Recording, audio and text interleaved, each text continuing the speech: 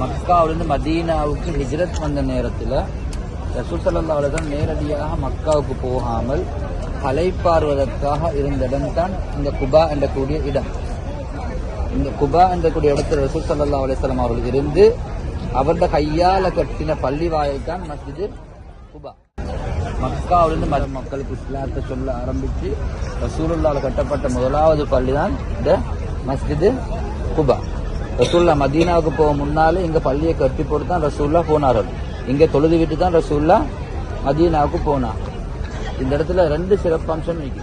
முதலாவது ரசூல் ஸல்லல்லாஹு அலைஹி வஸல்லம் சொன்னார்கள், ரசூல்லா இந்த பள்ளியில யார் 2 ரக்காத் சுன்னத் தொழுகிறார்களோ அவருக்கு பூரணமான ஒரு உம்ரா செய்த நன்மை கிடைக்கும்.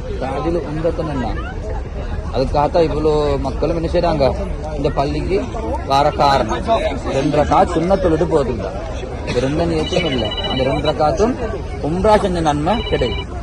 அதே போல ரசூல் ஸல்லல்லாஹு அலைஹி வஸல்லம் அவர்கள் ஒவ்வொரு சனிக்கிழமையும் நடைபாதையாக வந்து இங்க 2 ரக்காத் தொழுவார்கள் காலையில.